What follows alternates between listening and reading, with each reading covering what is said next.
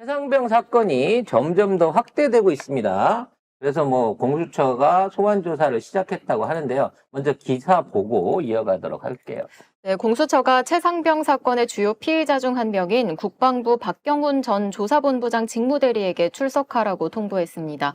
이 사람은 국방부 검찰단이 최상병 사건 기록을 회수한 뒤 넘겨받아 재검토했을 때 회의에 참석해서 재검토 상황을 보고한 당사자인데요. 박 전 본부장 대리인은 해군 대령으로 핵심 피의자 6명 중 계급이 가장 낮습니다. 밑에서부터 쳐올리는 거죠. 애초에 책임져야 될 상관 8명 이상을 이 8명 이상을 기소해야 된다고 했는데 이거를 2명으로 줄이라고 얘기를 했던 것부터 이상하긴 했는데 어제 MBC PD수첩에서 굉장히 의미 있는 인터뷰들을 했어요. 그리고 뭐 보도들이 있었는데요. 거기에 아직까지도 그 당시에 그 문제가 됐었던 해병대 명령을 내렸던 그 사람이 인터뷰에 나왔고 이게 왜 논란이 되냐고 내가 왜 답해야 되냐고 뻔뻔하게 인터뷰까지 하더라고요. 근데 중요한 건 뭐냐면 말이죠. 그와 관련돼서 이렇게 문제가 되고 있는데 이와 관련한 어떠한 조사나 그와 관련된 어떤 징계나 이런 것들을 받지 않았다는 겁니다. 심지어 밑에 있는 그 지금 고발 조치가 되려고 하고 있는 이 현장 근무자들 같은 경우는 어제 비만이 와서 오늘 위험합니다. 라고 얘기를 했는데 묵살했대요.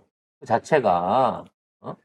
그리고 통화 내용이 나왔어요. 아, 이거 위에서 계속 하라니까 어쩔 수 없는데 말이야. 그 눈에 잘 띄게 빨간색 옷 입혀가지고, 뭐 뭐래도 들어가고 말이야. 뭐 이런 식으로 해갖고 사실상 방조를 한 거예요, 이거를. 방조가 아니고 거의 지시를 자기가 한 거잖아. 지시를 하는 데 있어서 예를 들어 그게 구조를 위한 절대적으로 필요한 지시였다고 이해한다니까?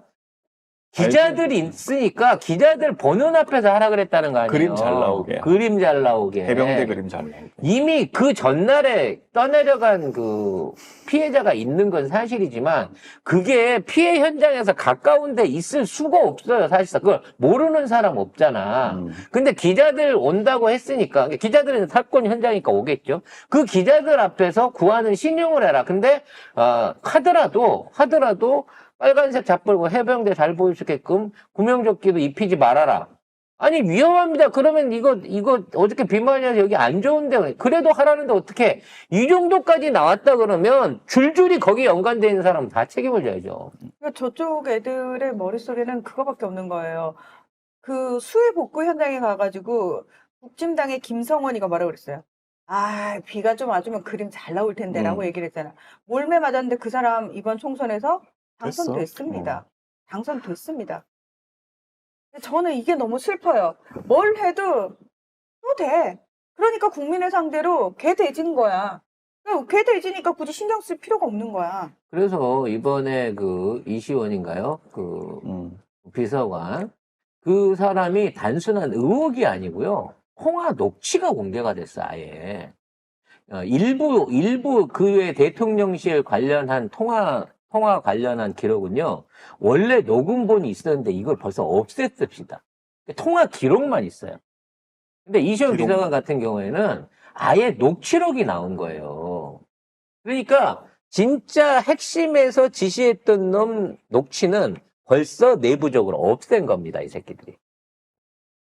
거기에서 누가 얘기를 했는지 모르겠지만 그 대통령실로 돼 있는 이태원 쪽으로 해서 800 몇 번? 800번, 830번 국번으로 왔던 대통령실의 전화 목록은 남아있는데 통화 내역이 없어졌다는 거야. 근데 군부대는 통신보안을 거치기 때문에 사실상 외부에서 온 전화는 다 녹음이 돼야지 정상인 거거든요. 없다 그러면 누가 없앴는지 갖고 이것도 시비 걸어봐야 되는 거예요. 아무튼 이러한 라인을 움직이는 데 있어서 진짜 이종섭은 아무 짓도 못했어요. 이종섭을 시켜갖고 일을 한 게 아니라 공직기관 비서관이라는 놈이 나서갖고 자기가 직접 전화하고 자기가 검찰에 연락하고 자기 부하시켜갖고 경찰에다 전화시킨 거야. 그럼 사실상 이렇게 보면 이종섭은 진짜 억울할 수도 있겠다는 생각이 들어요. 지금 와서 생각을 하면. 아니, 뭐 조사본부 관계자들은 이종섭 장관이 직접 명령을 내려서 이 재검토를 따를 수밖에 없었다 이렇게 얘기를 하고 있거든요. 근데 그게 거짓말일 수도 있다는 거죠. 사실은 대통령실에서 내려왔는데 대통령실에서 전화 받고 했습니다라고 파장이 커지니까 장관이 했습니다라고 얘네들도 진술을 한 거고 실제 이종섭은 자기는 밑에서 이런 일이 일어난 거 나 호주 대사 부임 가서 알았다니까 이게 오히려 진실일 수도 있다는 거예요. 그러면 죄질이 더 커지는 거죠. 그렇다고 이종섭이 불쌍하진 않아요. 불쌍하진 않아요. 이 정권에 빌붙어가지고 호의호식하고 있는 사람 자체가 부역자야. 이 모질이가 처음에는 원리 원칙대로 처리하라 그랬습니다. 그리고 이 사람이 또- 똑똑했으면 야 요거 문제 되면은 나중에 저기 큰일 나겠는데 싶어가지고 애초에 이 부분을 보고를 못하게끔 해야 되는데 저는 처음에 받았을 때는 당연하게 행정 처리를 한 거예요. 그래서 이거 보내 이첩해 라고 얘기를 해놨는데 이첩한다는 소식을 들었던 그 해병사령관 사령관이 아니라 해병 누구야 사단장 임성근. 임성근이가 불이 나게 구명 전화를 어디다 때린 거죠. 그러니까 국방장관 입장에서는 그 당시에 이 임성근이라는 인물을 몰랐고 임성근을 살려줄 마음도 없었어. 있었으면 애초에 이거를 넘기라고 안 했겠지. 넘기라고 하고 이게 넘어간다는 소식을 내부적으로 전해드린 임성근이 그 윗선에다 전화를 한 거예요. 그래서 대통령실에서 나선 거야. 5층인지 2층인지 모르지만. 근데 지금 꼬라지를 봐서는 2층일 가능성이 높죠. 5층이 얼마나 그런 거 뭐 술이나 먹으면 모를까. 그런 거 아니, 챙긴다고 직접 했겠어요? 5층일 가능성이 높죠. 그러니까 5층일 가능성이 높다는 거야. 5층일 가능성이 높은 것도 둘이 직접 알아갖고 뭐 가능성이 아니라 한 달이 건너서 뭐 스님을 통해서든지 법사님을 통해서든지 그게 아니라 보살님을 통해서든지 뭐 얘기가 들어간 거야. 코건하고 뭐 관련 있다는 얘기도 있던데. 이게 분명히 있어. 이건 파보면 나와. 언젠간 나오는데 어찌됐거나 그렇게 해서 넘어가다 보니까 이거를 윤석열이 했다 그러면 정식적인 루트를 통해서 국방장관 네가 알아서 정리해 라고 하면 이렇게까지 꼬여가면서 뒤집어지진 않았을 건데 그렇게 해도 국정농단이고. 국정농단인데 이걸 갖다가 국방부를 완전히 배제한 상태에서 전혀 상관없는 민간인이 공직기관 비서실에서 나서서 이거를 회수해오는 작업들을 쳐버렸다. 그리고 그걸 변명하기 위해서 그동안 종섭이가 시킨 거예요 라고 얘기를 해왔다고 치면 이건 빼박 탄핵인 거죠.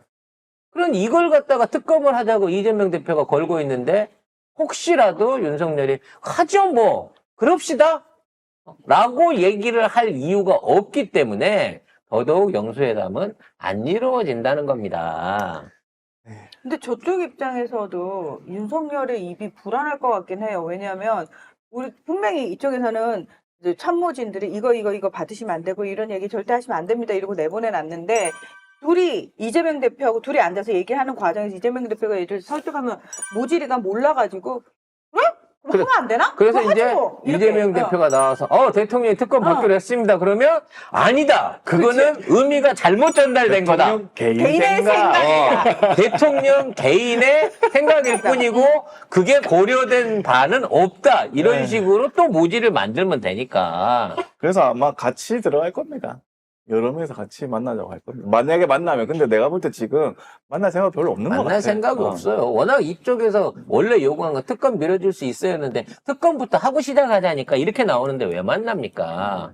그래서 인재 공수처에 들어간다는데 이거를 명령권자인 윗선부터 잡아서 역으로 내려와야 다운힐식으로 해야 이게 쉽거든요. 근데 지금 불러드린 게 그 당시에 명령받고 했던 법무관 유재현 관리관 이 사람부터 불러 올린 거예요. 얘 말을 지금 조사해서 들어본들 뭔 소용이 있습니까? 얘가 지금 갑자기 마음의 변심. 사실은요, 이 비서관님이 저한테 전화를 했더라니까요. 처음에 모르는 번호였는데, 번호가 02-830 깜짝 놀랐잖아요. 뭐 이런 식으로 자기 얘기를 할까요? 못해요. 기억나지 않습니다라고 가는 겁니다. 시간만 질질 끄는 거야. 그냥 이시원을 불러 그냥. 네가 왜 전화했어? 누가 시켜서 그거 했어? 그것만 하면 끝나잖아. 원래 공수처란 게 고위공직자 부르라고 있는 자리야. 그거 부르면 경찰이 불러도 돼요. 정말 한심하기 짝이 없습니다. JTBC에서도 단독이 나왔죠. 네, 공수처가 유재은 국방부 법무관리관에게 소환을 통보했는데요. 유재은 법무관리관이 당시 해병대 수사단장뿐 아니라 대통령실 관계자들과 통화한 사실이 새롭게 드러나면서 우선적으로 조사가 필요했다고 판단했다고 합니다. 받은 이러면 사람을 이번 왜 주에 불러? 조사를 할 걸로 보입니다. 누구한테 받았는지 조사해야지. 받았는데 받기는 했는데 누군지 구체적으로 정체를 안 밝히셔가지고 누군지 잘 모르겠어요. 요렇게 얘기할 건가? 남자 여자는 게 목소리가 감이 멀어갖고 남자분인지 여자분인지 몇 세이신지도 짐작이 안 되네요. 뭘 믿고 전화했어? 아니 그냥 그분이 그렇게 전화를 하시길래 저는 그냥 시키는 대로 한 거. 난 진술 나와봐야 딱 요 수준일 거라고 생각합니다. 근데 저는 약간 의미가 있는 게 MBC에서만 나왔잖아요. 이 관련 공수처 수사 관련 보도가. 근데 어제 처음으로 JTBC에서 나왔습니다. 내가 공수처를 움직이는 배우 세력 누구라 그랬어? 삼성. 삼성이라 그랬잖아. 제 배후에 있는 거대 로펌들과 그 쩐쭈들이란 말이야.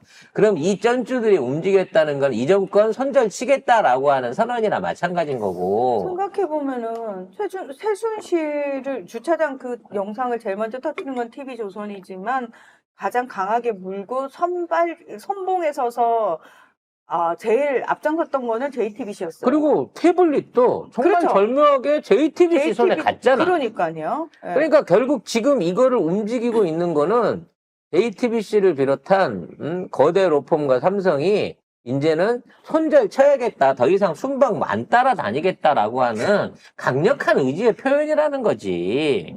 이제 JTBC가 적극적으로 나서가지고 제2의 최순실 그 보도, 특별 보도 뭐 이런 걸로 이제 또 치고 나갈 수도 있어요. 근데 그러기엔 JTBC가 힘이 많이 빠진 영향력이 게 없어서. 예, 손석희 선배가 없잖아요. 손석희 사장이.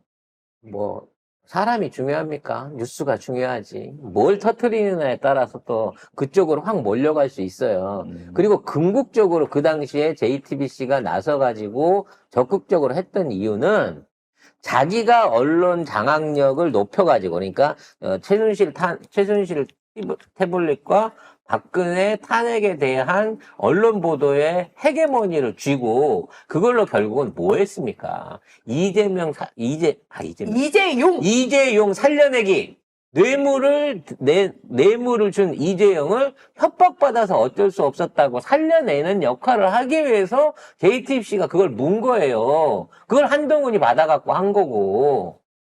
역으로 옛날 동업자들한테 똑같이 이번에 한번 당해보기를 바라겠습니다. 자, 너무 짜증나는 게 결국은 재벌가하고 언론하고 검찰 권력하고 이런 것들이 다 짬짬이 돼가지고 지들 마음대로 좌지우지하고 있다는 현실이 너무 짜증이 나네요. 그러니까 그걸 사파하려면 과거의 과거, 그 언론과 재벌들이 지금의 세력과 재산을 축적하는 과정에 있었던 그 모든 비리들을 찾아서 처벌해야 되는데 그렇게 하겠다라고 지금 말해버리면 이 새끼들이 안 도와준단 말이야. 지금에 있는 그러니까 그 개혁을. 얘기는 입 밖에 내지 입 말고. 밖에 내지 말고 가만히 있다가 갑자기 한 방에. 쑥 꺼내가지고 한 방에 정신없이 몰아쳐야 돼요. 김영삼이 몰아치듯이. 그렇지. 그럼에도 불구하고 금융실명제는 일주일 전에 정보가 빠져나갔더만. 그래요. 자,